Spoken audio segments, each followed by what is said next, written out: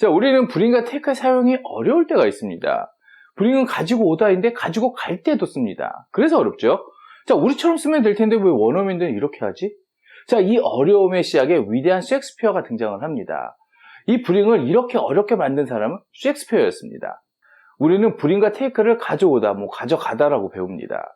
자, 그리고 영어가 조금씩 늘기 시작하면 이거 아닌가? 갸우뚱할 때가 반드시 생기죠. 방향이 바뀔 때가 있기 때문입니다. 자, 그런데 오늘 여러분들이 가장 중요하게 생각해야 되는 것은 사실 방향이 아닙니다. 방향만 생각하면 우리는 틀릴 수밖에 없습니다. 이유는 다른 곳에 있거든요. 왜 브링과 테이크가 우리의 가져오다, 가져가다 이 매치가 되지 않을 때가 있을까요? 우리말은 물건에 집중을 합니다. 그러나 영어는 그 물건을 가져오거나 가져가는, 요새는 로봇도 있으니까 이런 걸 통틀어서 에이전트라고 하는데요. 이해하기 쉽게 사람이라고 하죠. 그렇습니다. 자, 원어민은 사람에 집중을 합니다. 자, 브링과 테이크. 제대로 된 비교 한번 시작해 보겠습니다. 참 그 전에 꼭 이 말씀을 전해드리고 싶은데요. 지난 시간에 했던 브링의 기본 개념, 그리고 동사 시즌을 시작할 때 했던 테이크의 기본 개념, 이것만큼은 반드시 영상이 끝나고 확인을 해주셔야 됩니다. 자, 영어는 층이 쌓이고 네트워크가 돼야 된다. 이 사실은 아무리 강조해도 지나치지가 않죠. 자, 오늘 여기 두 개의 이미지가 있습니다. 저희들과 함께 공부하신 분들이라면 이 두 이미지가 고와 컴의 이미지라고 바로 이야기하실 수 있으시죠? 그런데 사실 저희들은 오늘 테이크와 브링의 이미지를 그려놓은 겁니다. 자, 그렇습니다. 테이크와 브링의 이미지는 고와 컴의 이미지와 거의 똑같은 겁니다. 자, 우리는 이것을 관가하고 가져오다, 가져가다로 뜻과 기술적인 방식을 통해서 이 테이크와 브링을 이해하려고 합니다. 자, 그런데 그렇게 이해하는 방법이 잘못된 건 아니지만 이해가 된다 하더라도 쉽게 잊혀지고 제대로 사용하기가 쉽지 않습니다. 자, 그러면 어떻게 해야 될까요? 자, 원어민의 관점을 이해하면 됩니다. 자, 상황을 한번 만들어 보겠습니다. 존이 짐을 2층에 가져다 놓았다. 이렇게 한다면 이 뜻은 두 가지 경우가 생깁니다. 존이 이미 2층에 있으면서 짐을 당겨서 올릴 수가 있죠. 예를 들면 이사를 할 때 창문을 통해서 줄로 끌어올릴 수 있잖아요. 물론 존이 짐을 직접 들고 오는 것이 일반적이지만요. 자, 그러나 브링은 이런 표현이 아닙니다. 왜 그럴까요? 자, 우리말에 가져오다는 사람이 중요하지 않습니다. 물건에 집중하기 때문에 그렇습니다. 짐이 중요한 거죠. 그래서 꼭 사람이 그 물건을 들고 함께 오지 않아도 가져왔다라는 표현이 가능합니다. 그러나 영어는 사람의 핵심입니다. 사람이 직접 들고 와야 되는 거죠. 영어의 이 브링과 테이크를 볼 때 물건을 보지 마시고 우리는 그 물건을 옮기는 사람을 봐야 됩니다. 또 하나 중요한 점이 있죠. 자, 브링이라고 하는 것이 사람이 직접 가져야 되는 거죠. 그래서 감당할 수 없는 큰 것들은 브링할 수가 없습니다. 그래서 지난 시간에 이 브링의 기본 개념에서 감당도 있었던 거 기억하시죠? 자, 브링과 테이크를 비교함에 있어서 일단 기본을 정해 보겠습니다. 첫 번째, 이미지가 있습니다. 자, 이 이미지 테이크와 브링의 이미지입니다. 두 번째, 바라보는 관점입니다. 물건이 아니라 핵심은 사람이었습니다. 자, 마지막으로 사람과 물건이 함께 움직인다고 하면 옮기기에 감당할 수 있는 것이어야겠죠? 이게 브링과 테이크를 비교하는 핵심입니다. 이 대전제를 반드시 기억하셔야 됩니다. 그래야 다음으로 넘어갈 수 있겠습니다. 자, 이제 넘어가도 되겠죠? 자, 테이크와 브링의 이미지도 한번 보겠습니다. 자, 테이크는 고와 거의 똑같고 브링은 컴과 거의 똑같습니다. 똑같은 게 아니라 거의 똑같다라고 한다면 이 이미지에 뭔가 하나 빠진 게 있겠죠. 바로 along입니다. 무엇인가를 가지고 가거나 오는 겁니다. 앞에서 우리는 사람을 봐야 된다고 했습니다. 그 사람이 캐리하는 물건이 아닙니다. 그래서 take는 go with 물건이고 bring은 come with 물건입니다. 그래서 take와 bring의 비교는 go와 come의 비교와 똑같습니다. 자, 그렇다면 우리가 스스로에게 한번 물어보죠. go를 사용하는데 어려움이 있으셨어요? 거의 없으셨죠. 그래서 여러분이 take는 그렇게 어렵지 않은 겁니다. 그런데 come은 어떠셨나요? come은 어려울 때가 있었습니다. 대표적인 게 뭐였죠? I'm coming 이거죠. 자, 밖에서 초인종을 누릅니다. 뛰어나가면서 I'm coming 그럽니다. 가는데 come을 써요. 집에 전화를 합니다. 나 지금 가고 있어 라고 하면서 I'm coming 이럽니다. 그렇습니다. 이 bring도 똑같습니다. 이럴 때만 어려운 겁니다. 그런데 come에서 왜 이렇게 했다고 했죠? 당시에 anchoring이란 말을 했습니다. 그 사람의 입장이 되는 겁니다. 그 사람의 시점으로 보는 거죠. 자, 이런 말을 할 때 내가 그 사람이 되어서 이 상황을 설명하는 겁니다. 그 사람의 입장에서 보면 이건 가능하죠. 그런데 지난 컴 영상이 나가고 나서 저희들 가입 멤버 중에 한 분이 이메일로 질문을 하셨는데 그 질문을 보고 저희가 조금 미진한 부분이 있지 않았나라는 생각을 하게 됐습니다. 사실은 저희들이 설명을 들었는데 이 부분을 깊이 생각하지 않았다는 겁니다. 바로 이겁니다. 오케이, 앵커링은 알겠어. 그런데 왜? 앵커링을 왜 하느냐? 이 부분입니다. 사실 우리말에도 이 부분이 있다는 것을 설명을 드렸습니다. 어느 지역에 태풍이 옵니다. 그런데 거기 제 친구가 살아서 급하게 전화를 하죠. 야, 너희 마을에 태풍 왔어? 워낙 중요한 일일 때 나는 거기 없지만 친구의 입장에서 이것을 표현하는 겁니다. 감정이입을 하게 되면 이런 표현을 우리도 하는 겁니다. 또 예를 들어서 집에 제 와이프 혼자 있는데 누군가 오기로 했습니다. 제가 집에 없지만 제 와이프 입장에서 그분 오셨어? 라고 묻습니다. 제 와이프에게 앵커링을 하는 겁니다. 이런 표현은 영어에만 사실 있는 게 아닙니다. 그러면 왜 앵커링을 하느냐? 엠퍼시 때문입니다. 내가 감정이입을 했을 때 훨씬 표현이 자연스러울 때가 있습니다. 같은 이치라고 생각하시면 됩니다. 그런데 사실 이 설명은 어차피 지난 컴 1편에서 이야기 드린 것이기 때문에 여기 하나를 더 이야기 드려야 될 것 같습니다. 당시 멤버분에게는 답변을 드리기는 했는데 그 답이 이 영상에도 필요할 것 같습니다. 바로 컨퓨전입니다. 어떤 미국 교수님이 강의를 하시는데 시험지를 학생들 왼쪽에 두셨습니다. 선생의 입장에서는 오른쪽에 시험지가 놓여 있겠죠. 그럼 영어로는 on your left라고 합니다. 반드시 방향을 정해줍니다. 우리는 어떤가요?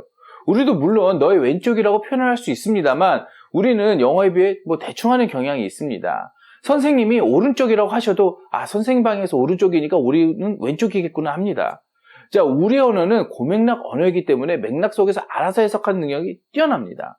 그러나 영어는 독립객체 언어이고 이렇게 객체 하나하나의 방향성을 잡아주지 않으면 대화 속에서 방향을 놓치기가 아주 쉬운 언어이기 때문에 우리보다는 앵커링을 많이 하게 되는 겁니다. 자, 컴에서 너무 시간을 끌었습니다만 이 시간이 절대 아까운 시간이 아닙니다. 왜냐하면 사실 컴을 했지만 브링을 한 것과 똑같습니다. 자, 컴에 with 물건, 즉 물건만 가지게 되면 브링이니까요. 그런데 왜 브링 시간에 컴을 했느냐? 두 번째 대전제, 브링의 핵심은 물건이 아니라 사람이기 때문입니다. 브링을 하면 자꾸 우리도 모르게 가져오다로 해석을 하고 물건에 집중을 하게 됩니다. 그것이 우리의 언어적 버릇이니까요. 사람을 보지 않고 가지고 오는 물건에 집중을 하게 되면 계속 헷갈릴 수밖에 없습니다. 자, 앞으로 브링을 보면 가져오다보다는 come with 어떤 물건을 생각하시면 문제가 없으실 것입니다. 자, 이제 예문으로 직접 확인해 보겠습니다. Bring the package to my office. 쉽죠? 자, 뭘 봐야 하죠? 내가 말하는 사람을 봐야 됩니다. 즉, 리스너를 봐야 되는 거죠. 그 리스너가 나에게로 come해야 합니다. 이걸 다르게 표현하면 come to my office holding the package. 같은 표현입니다. 자, 이렇게 느낄 수 있어야 원어민의 느낌입니다. 자, 지난 시간에 했던 거 Bring the bill please 라고 하면 서빙 보시는 분이 I'll bring it to you 이렇게 합니다. 내가 가져다 드릴게요 라는 뜻인데 저 가지고 가면 bring이 아니라 take를 써야 되는 것 같지만 bring을 씁니다. 왜요?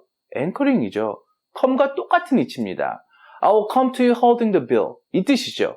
여러분, 사람을 보셔야 됩니다. 물건이 아니라 사람이 움직이는 겁니다. The bill을 들고 내가 움직이는 겁니다. 자, 여기서 예문 하나를 더 해보겠습니다.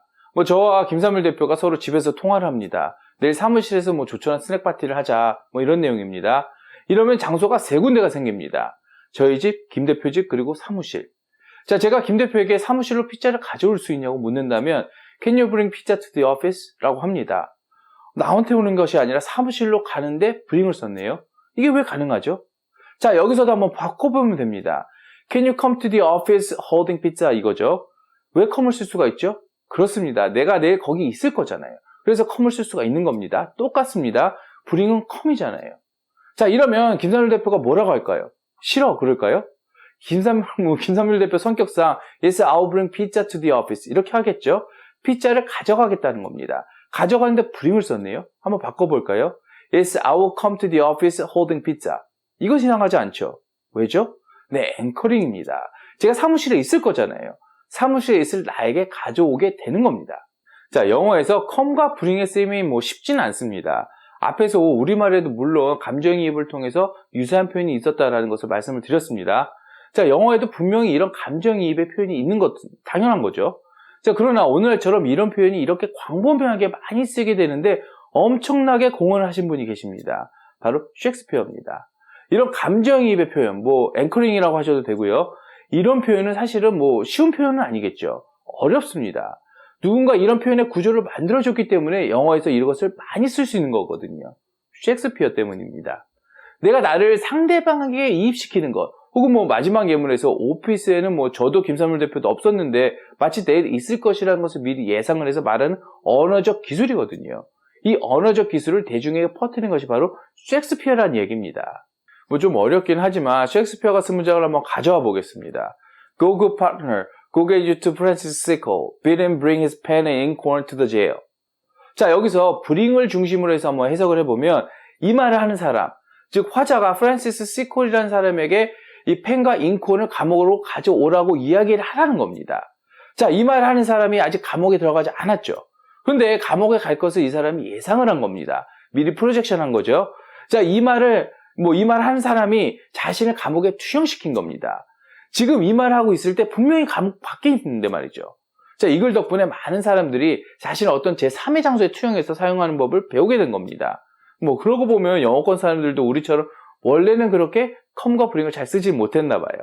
자, 테이크와 브링을 비교한다면 해서 뭐 브링의 시간을 다 썼습니다. 뭐 테이크도 해야겠죠. 그런데 브링만 확실하다면 테이크는 쉽습니다. 고거든요. 고는 뭔가요? 떠나는 거죠. 그래서 테이크의 핵심은 어웨이입니다. 자, 뭐 대화를 할 때 말하는 사람과 듣는 사람이 있겠죠. 말하는 사람이든 듣는 사람이든 어떤 물건이나 사람과 함께 멀리 떠나면 그것은 테이크입니다. 그래서 내가 있는 곳이든 상대방이 있는 곳이든 그곳에서 떠나서 제3의 장소로 간다면 테이크를 쓰면 된다는 겁니다. 예문 들으시면 바로 이해가 될 겁니다.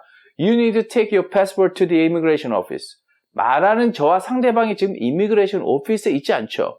이미그레이션 오피스는 제3의 장소입니다. 이렇게 자신들이 있는 장소 외에 장소로 갈 때 take를 쓰는 겁니다. 뭐 하나 더 해볼까요? I'll take you to the airport. 자, 말하는 사람과 듣는 사람이 지금 대화하는 장소가 아닌 제3의 장소, 공항으로 가는 겁니다. 물론 여기서 옮기는 것은 물건이 아니라 뭐 상대방이긴 하지만 어쨌든 제3의 장소로 움직이는 거죠. 지금 있는 장소에서 떠나는 겁니다. 자, 여기서 중요한 것은 take도 관점이 중요합니다. 사람을 보셔야 합니다. 옮겨지는 대장물에 집중하시면 안 됩니다. go with 물건. 이렇게 느끼실 때 제대로 된 take를 연습하는 겁니다. 물론 브링처럼 뭐 헷갈리지는 않지만 그래도 원어민의 관점을 일관성 있게 연습하는 것, 이게 중요한 겁니다. 자, 오늘 브링과 take를 come과 go와 비교해서 한번 알아봤습니다. 사실 come과 go만 제대로 쓸 수 있으면 브링과 take는 뭐 아무것도 아닙니다.